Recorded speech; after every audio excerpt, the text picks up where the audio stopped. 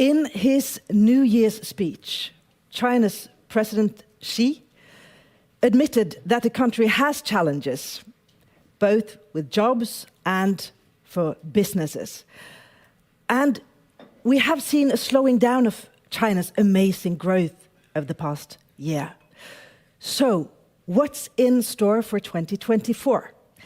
We're going to get an inside story now from a speaker who has just published a book that has received lots of praise, the new China Playbook.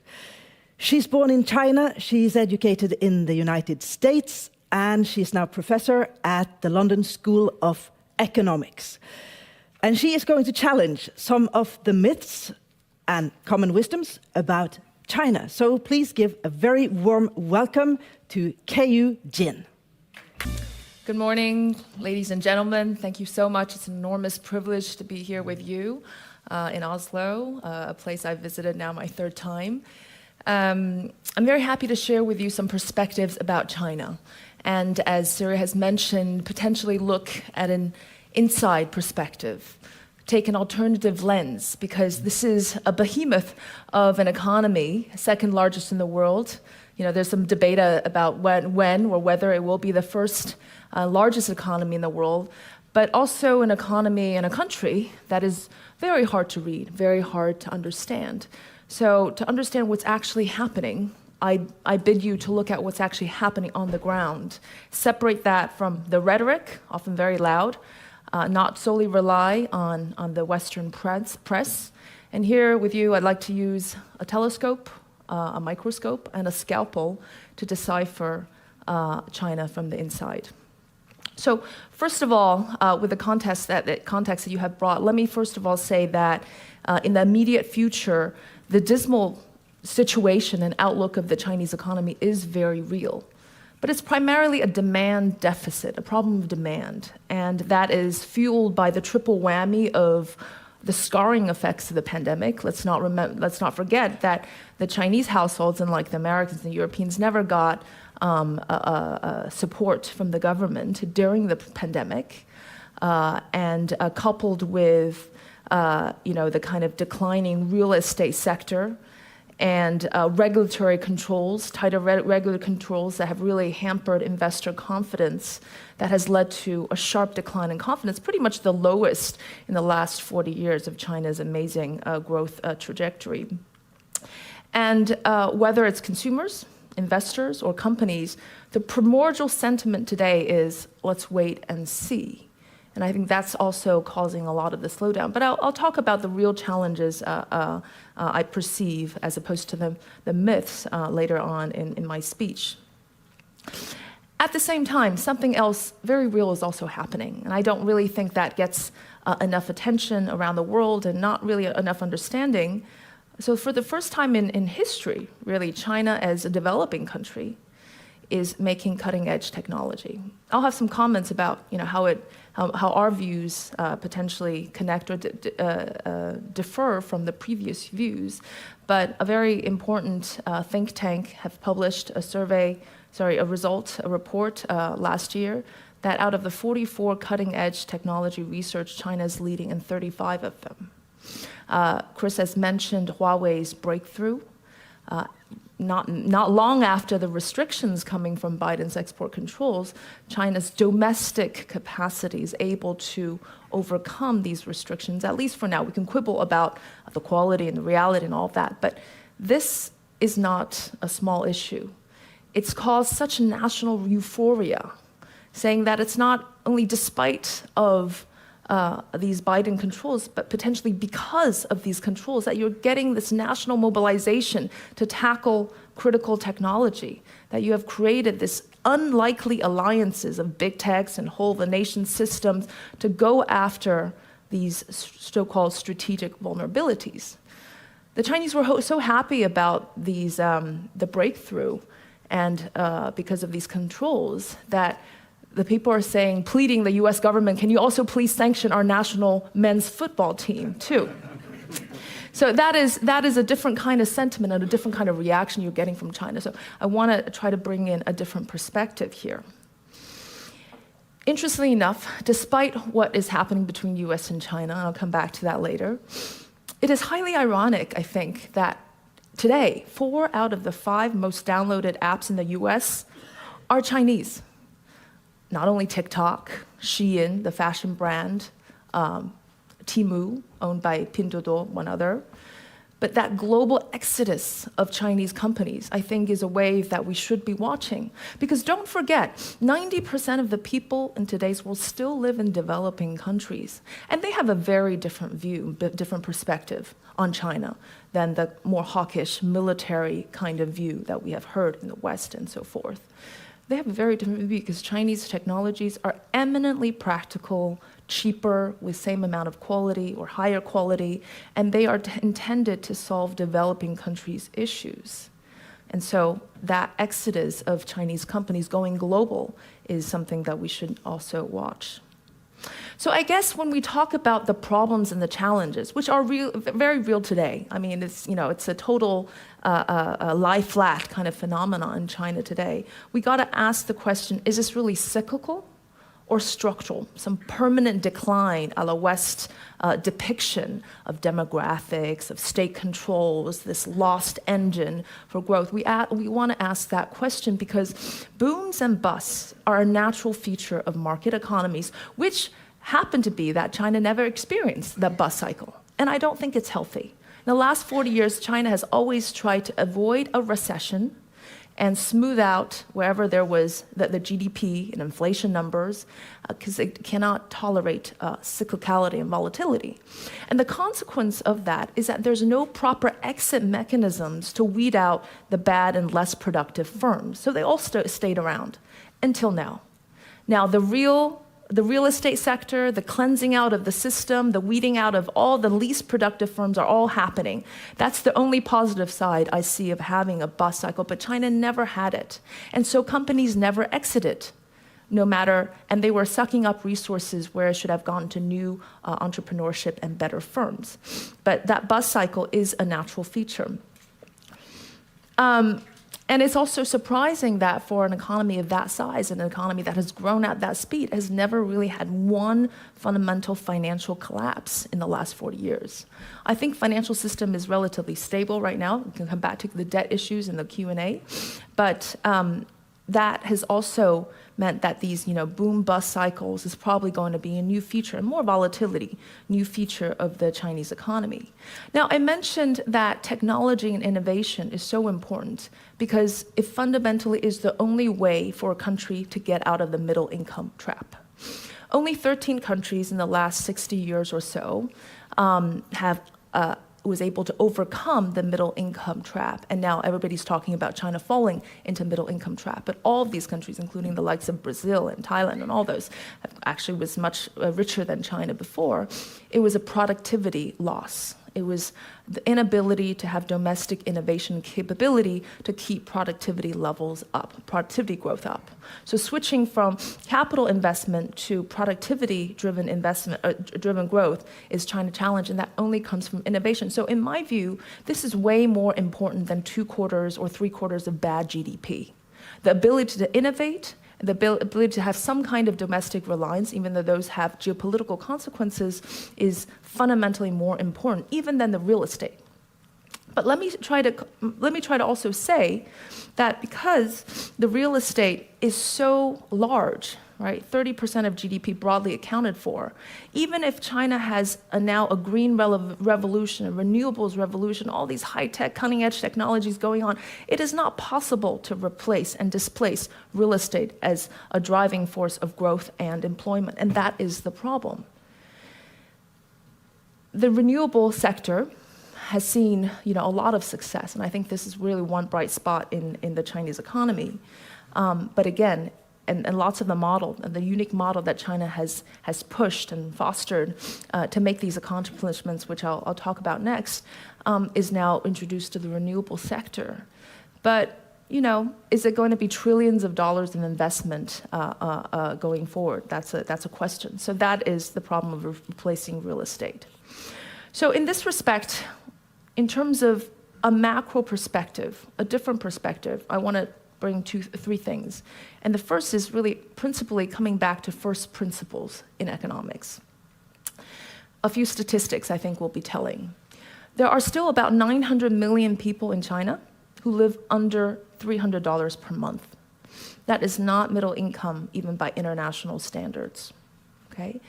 There are 176 million migrant workers who, if they had the proper social protection and equivalent rights of the urban worker, can unleash at least an additional 1 trillion RMB of consumption every year, at the very least. And when economies like South Korea and Taiwan and Japan stagnated or their growth leveled off, as a share of GDP, as a share of US productivity levels, they were about 80 to 85% already.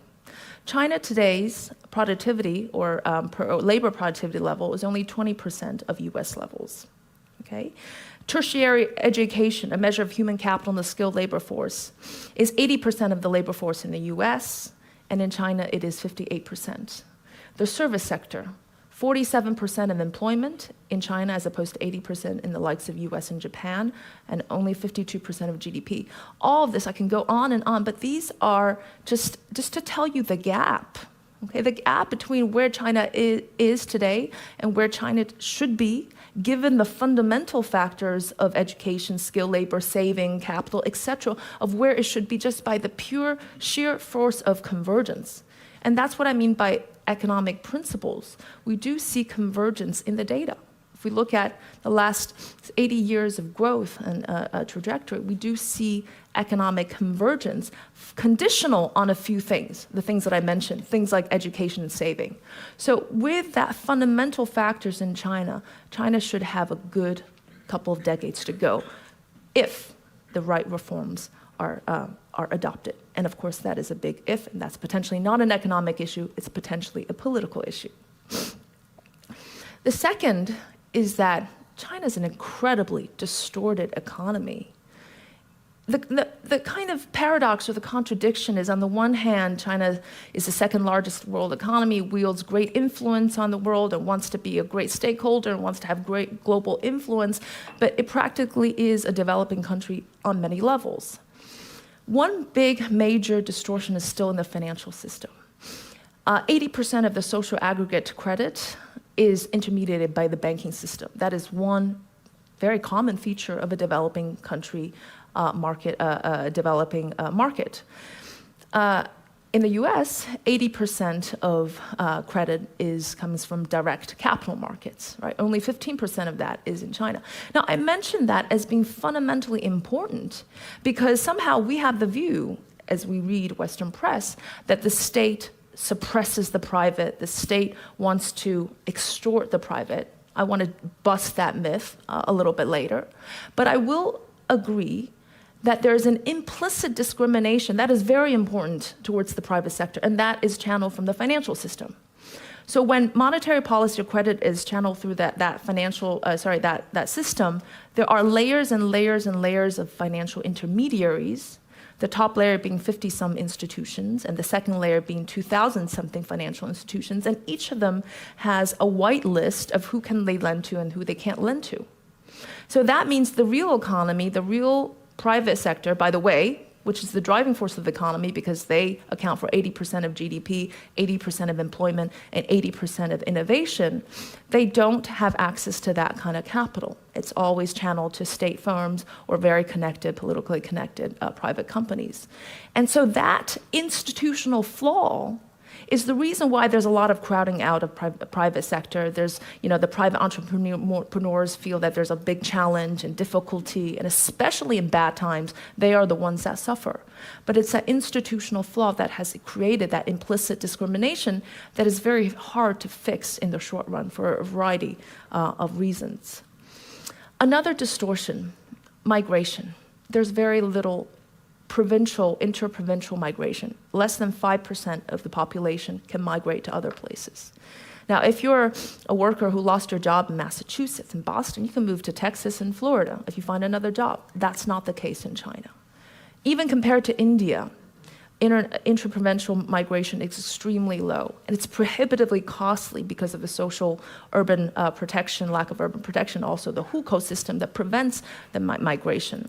So calculations have found that if we were able to double that flow of people across regions, you're also able to increase productivity by at least 30%, and these are significant numbers.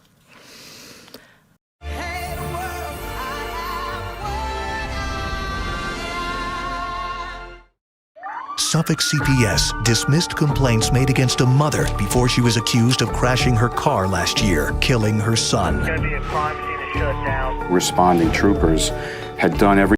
I want to mention that because if we just take a few provinces on the eastern coast, or just take the entire eastern coast of China, it's already a rich economy. Many of them have reached South Korea standards of living. What does that tell you? It tells you that China can do it. China can be a middle-high income economy. But what's dragging it is the central western provinces that hasn't really found its source of economic well-being. But all technologies and employment and skill, labor and education, all of that, and I'll come back to a very interesting anecdote, which I think is very telling, that can already be done and accomplished in China. So this anecdote I told you, I'm going to tell you, is a dinner I had last week in China with a party secretary from a very interesting city in the province of Jiangsu. It's not a big city in Chinese standards, but it is the size of Singapore. And it has, they're very modest. They said, maybe you can write about my story, but there's so many of them. That's the whole point. They have reached 35,000 of per capita GDP. Okay, the party, the provincial party secretary, sorry, the city party secretary, a woman, is supercharged. They have something like 500 German multinationals there. She said that once there was an intellectual property threat, and she garnered the judiciary and everybody around for a midnight conference and just was able to handle the situation and resolve it. No IP leakage whatsoever. She said, we want to open it up to all the foreign companies and all the private companies. She's talking to entrepreneurs everywhere, trying to bring them into her city, very successfully. She's also trained tens of thousands of students, graduated from vocational training, retrained them so they can be the appropriate labor force for the factories that are in her city. And these students from poor families suddenly got 7,000 RMB, right after graduation per month, and they were just absolutely thrilled. That reminds me that governments can really do a lot, retraining and retooling. And the lack of that in the US was one of the reasons why the China shock was felt so strongly. My understanding of this part of the world is that there is significant effort. But I want to bring that, this anecdote because it's what I describe in my book as the mayor economy. Okay, it's funnier in Chinese because 市场经济, the mayor economy, is very similar to 市场经济, which means market economy. That's why we make the joke. It's not as funny, but I think the mayor economy is a good enough captive title because China is not just a centralized system. That's what we all think. It's politically centralized, but it's radically economically decentralized. And that lies in there lies the fundamental success story of China's economy. It's all these mayors running around, the lady that I mentioned, since the 1980s. They're entrepreneurial. They're often risk takers.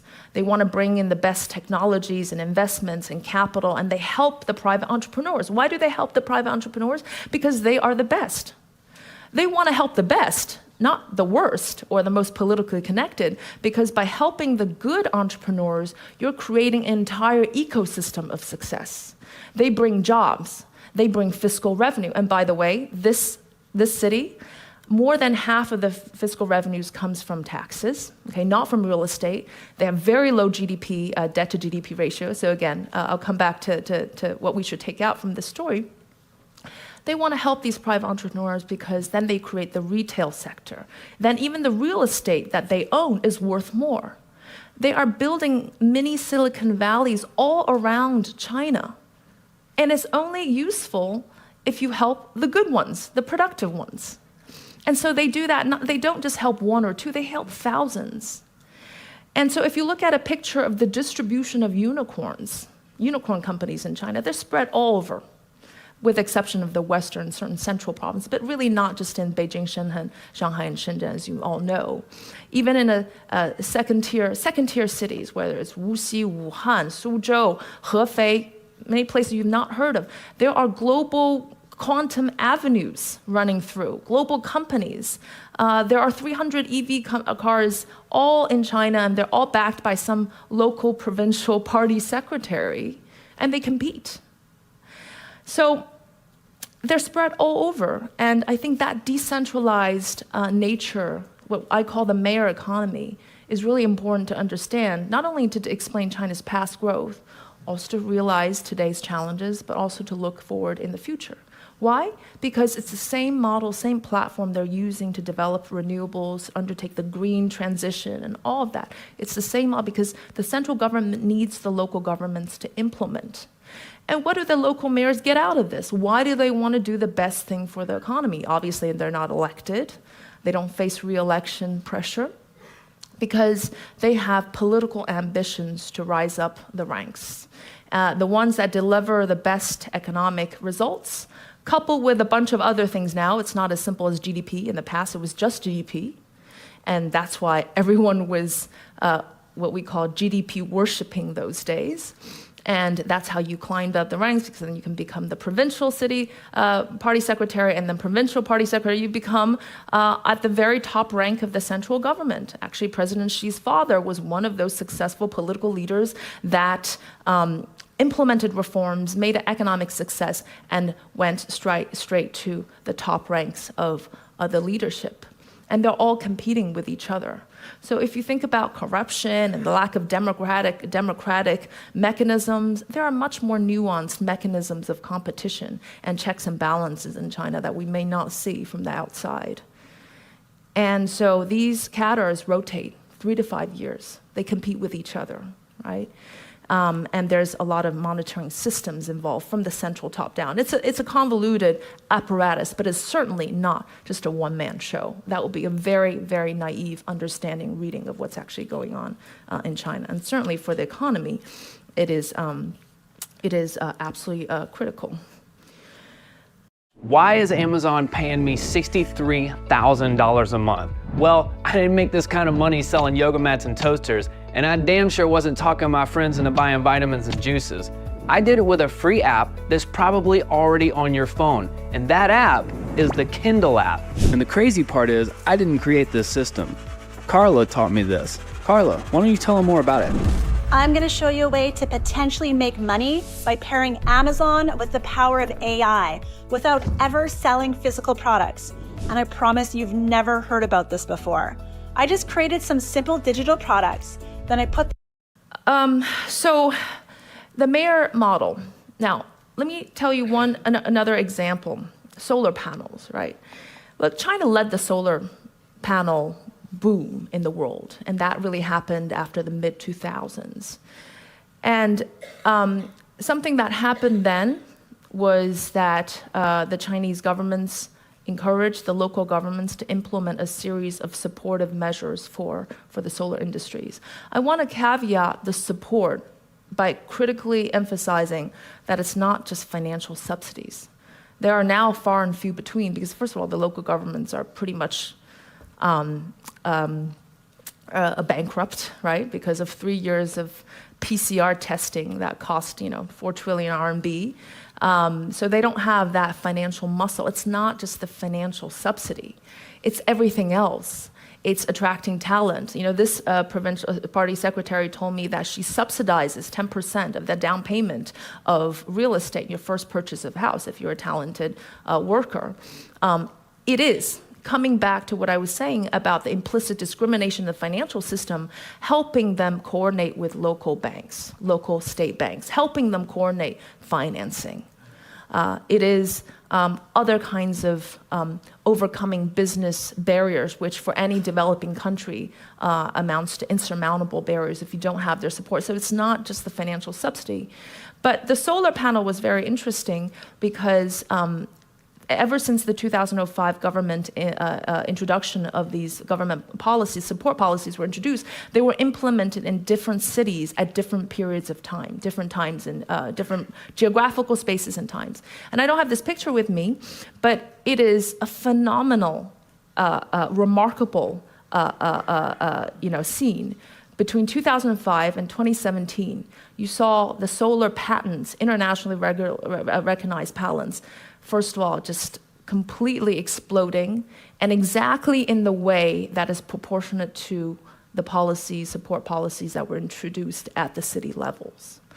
So before we want to hesitate about what state can do or should not do, and I also have my own ambiguous feelings about that, it's important to recognize that that model has worked in many areas and at many aspects in China, and that's the mayor model, but coupled with that central direction. And it's the same thing now with renewables. Again, the same model. Robotics. Okay, same thing. Demographics, we talk about demographics as one of the potentially leading causes of or potential threats to the Chinese economy. Well, first of all, China exports 50% of the world's robots. If there was a policy in place to encourage factories to adopt robots, it would just be spread out very, very quickly, and that would lead to automation. Very interesting recent broader study academically, very important study, showed that after 1990, the more aging countries are actually richer, not poorer, they're richer. That was not the case before 1990. If you take the sample of these countries, they were poor. And the reason is 1990 being so important because that's the arrival of automated technologies. And these countries tended to adopt more robots and automated technologies, and that tended to expand output in lots of various aspects. I'm not going to deliberate on this issue, but just trying to emphasize that huge mayor economy model can be very important in enacting systemic-wide changes very shortly. That's what happened to the EVs. Within 10 years, China became the largest producer and consumers of EVs, and it does help that the government can roll out 4 million EV charging stations around the country, as opposed to 160,000 in the US. It critically does make that kind of difference. But now the real challenges, okay? First of all, that political economy model that I told you about, which was so forceful and important for China's growth, especially in a very short period of time, is under serious challenge. Is it suitable for the new era? My book is called The New China Playbook, right? For the new era, it's something else. It's not manufacturing, it's not investment, it's not just making stuff. It's critical technologies, innovation, that requires openness, creativity, entrepreneurial IP, all of that, right? Is it suitable for that?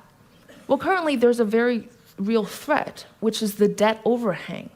That mayor economy, which was so effective, the double-edged sword is that when it's so vulnerable right now because of the debt burdens many of these local governments face, that can introduce some very distorted behavior on the government level.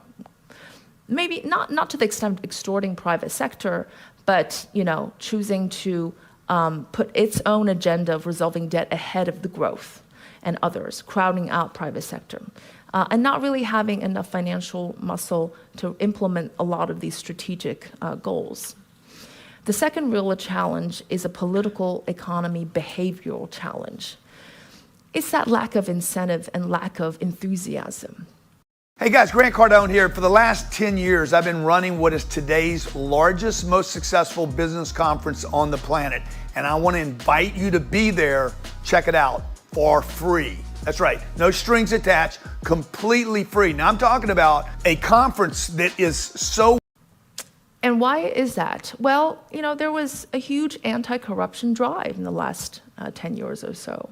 Look, that was very important socially. The grassroots of China, we hear a lot about what the elites about China are saying, complaining about. We don't necessarily hear a lot about what the grassroots are saying. They love that anti-corruption campaign. They love these regulatory crackdowns, right? education system. I understand the enormous capital markets financial consequences. Not a good thing for the Chinese economy, not a good thing for the Chinese financial system. But that was the single biggest source of angst for Chinese families. The overcrowded, competitive education system where, ordinary families had to spend more than a quarter of their annual income on educating one child.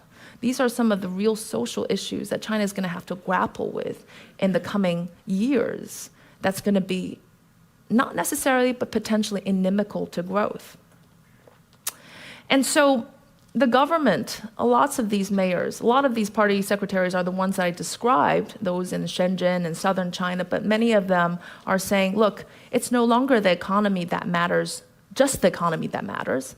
It's other things like political loyalty, like social stability. For a few years ago, it was the pandemic. So the metric on assessing these mayors have changed.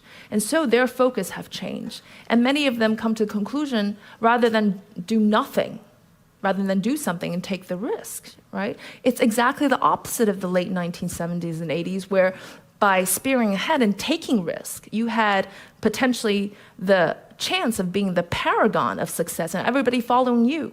Now, very few people want to take these kind of risks. It's not politically a good, safe bet. I think that's underlying the problem.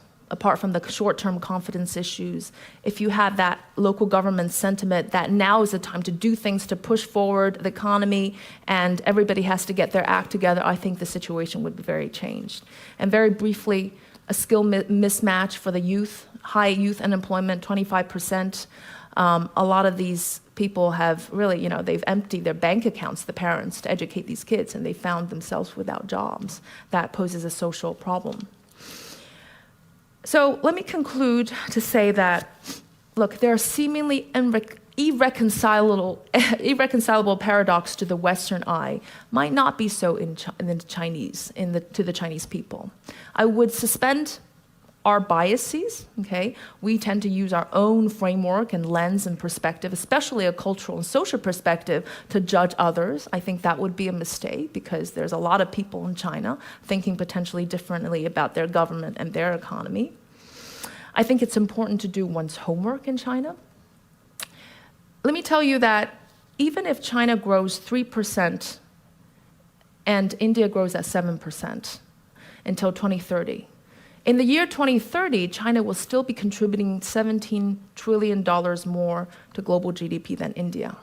And over the next few years until 2030, China is still going to contribute 128 additional trillion USD to the world than India is.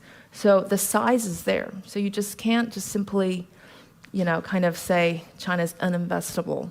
China is thrust aside. But doing one's homework, identifying these opportunities, and really make serious and rigorous risk-return analysis. Of course, sometimes it's hard. We just talked about Taiwan. These are really very important for an economy which has the engineers, the talents, the money, and all of that to potentially still succeed. But in any case, let me conclude that by saying that the new generation, those born after the 1980s, 1990s, they present a really great international bridge. Their outlook is very, very different. They have a very more socially conscious, and they have a view to see more peace in China and the region than otherwise. Thank you very much.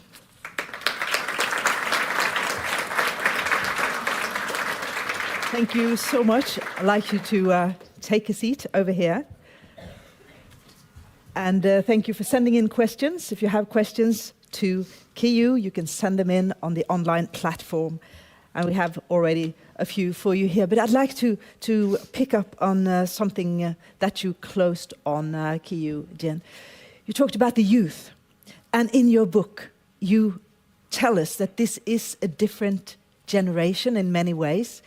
And the lack of ability to exploit their knowledge and skills is a key problem.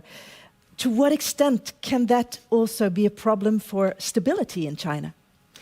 First of all, I would say do watch out for the new generation. They're radically different from my parents' generation who went through the Cultural Revolution. Some went through the Great Famine. They've seen huge vicissitudes. They're very risk averse. They're high savers.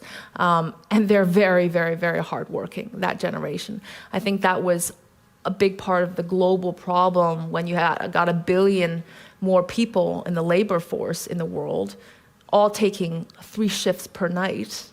That causes a global challenge. That's not the new generation. They like to travel. They spend twice as much as, people born after 1980s spend twice as much, even compared to those born in 1970s, on things like apparel and food and entertainment. So with a bit of prosperity, and that's the maturity of a country and an economy over time, is a more relaxed, less ambitious, less hardworking, more socially conscious.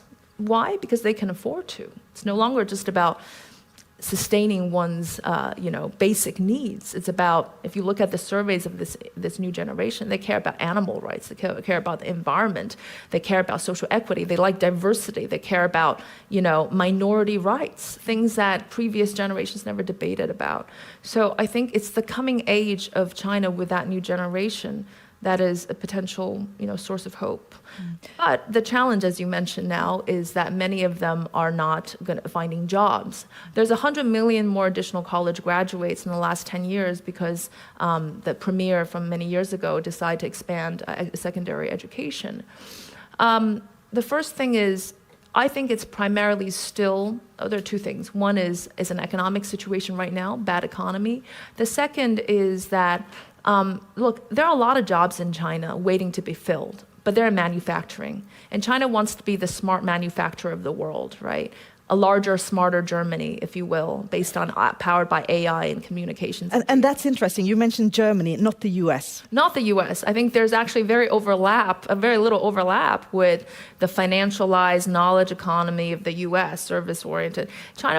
Chinese government officials want China to be a manufacturing, a producer of stuff in its mind that is real, not property, not finance and all that. I'm not saying I agree with that view at all, but Germany is a paragon of success. And so that's where the jobs are. There are 25 million missing jobs or jobs to be ready to be filled in the next 3 years in manufacturing. But these kids, they graduate from college, they don't want to take up these jobs. That's the mismatch. And is that a potential source of instability in China? Look, the government watches it very closely. But I say that because there are many challenges in China today, that's not the first order one. The first order one is real estate, because that concerns every single family in China. If they really let the real estate go or the prices drop, then look, that's going to be the real threat to social stability. But they're not going to do that. So. And I have to also congratulate you on your book, because it has been named by Forbes as one of the 10 sort of must-reads for board members. And in the book, you spend quite a lot of time busting myths. What do you see as the most harmful myth about China for investors? At Grainger, we have over 1 million products, including the ones that help keep your workplace safe and sound. Shop our vast inventory of safety products at Grainger.com. Grainger, for the ones who get it done.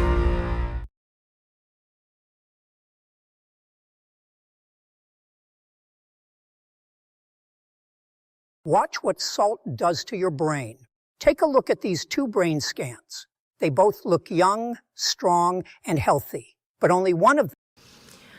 It's hard to say what's the most harmful. I think it's all pretty bad. Just mistrust feeds on to misunderstanding, feeds on mistrust.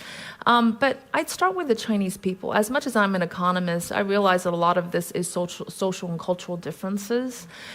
There's a presumption that somehow everybody in Chinese is utterly miserable. It's something that I find very hard to I find it very ironic, given how bad the situation is pretty much everywhere else. But the Chinese people don't think the same things. There's a huge difference in preferences at the cultural level. You can see by international surveys. So the Chinese people expect their government to do a lot. Some might see that as totally intolerable what the Chinese state is doing, but they actually expect that. In return, they give some deference, but not blind submission, because they do revolt. And I think another thing to understand for investors is that Chinese policies or sentiment, government preferences do shift much more than you think. I always joke that in the US, parties change, but policies don't. In China, it's the opposite. And you can see pendulum swings. If they think that they've really made a mistake, they will radically change. Now, there might be a time lag before they actually realize that or finally submit to it, but they can change from left to right, from one far end to the other. And I think that's the spirit with which we should, think about China. A few months ago, or say before the 20th Party Congress, it was a lot of confidence. It was a lot about ideology. It was a lot about security. Today, it's now the economy is back. It's now about the economy. And let's bring in some questions from the audience here. And one in the audience is asking, what is the Chinese entrepreneur's view on the Nordic countries? Will the investment increase or decrease in the future? Certainly, there's a view that the entrepreneurial environment is very, very lively here. And from my understanding, a lot of investors are actively looking at investments here and their potential collaborations. So I think it's a model of inspiration for a lot of these Chinese entrepreneurs. But I would just say that as much as I've told you that we should watch for the exodus of Chinese companies going global, it is very difficult. It's still very challenging. First of all, you have to face the most cutthroat competition domestically, which is why once you survive that round and become a winner there, you're pretty much the most competitive product internationally. That's very, very possible for a lot of the products now today. But after that, you just don't have that kind of muscle and strength and resources to devote, and there's so many barriers outside. So right now, we're only seeing the very big ones having that kind of success. But it would be very unfortunate to cut that link between the Nordic and Chinese technological exchange. And then we have another question going to your mention of the debt problem. In what way can China solve that problem? The debt issue has real political economy complexities behind it.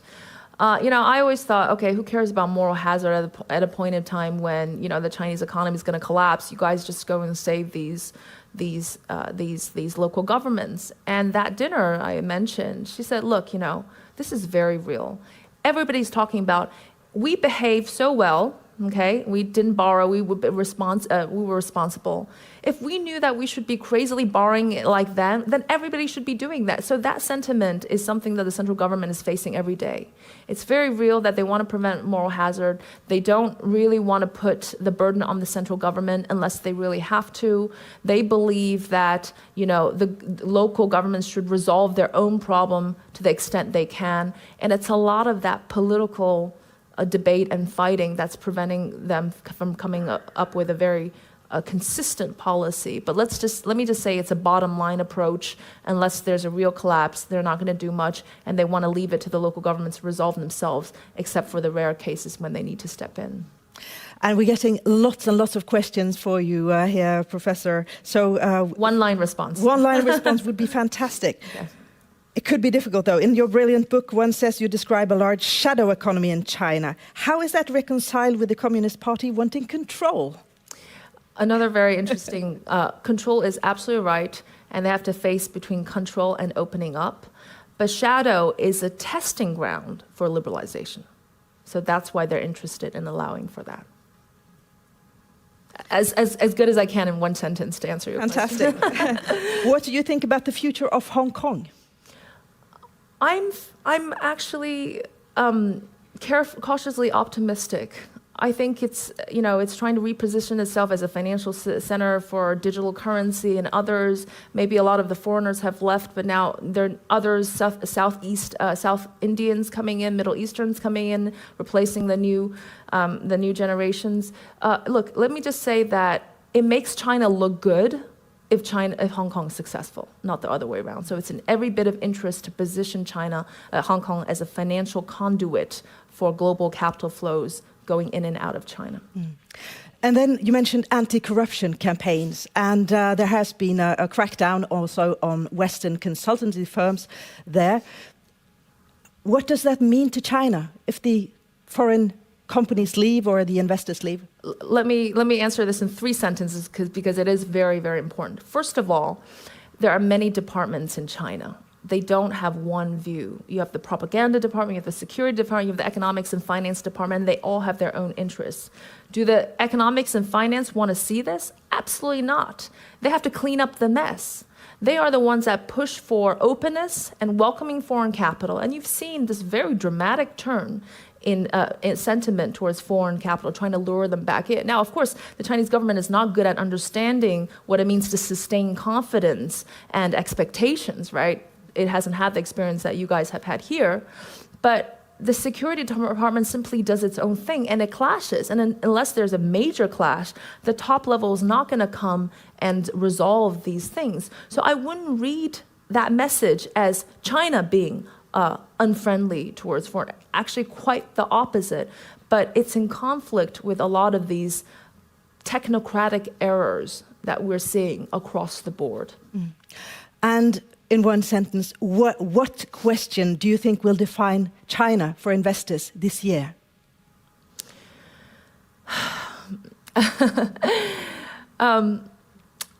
Watch for a slow rebound in confidence and, potential restoration of normalcy, but a slow and gradual one.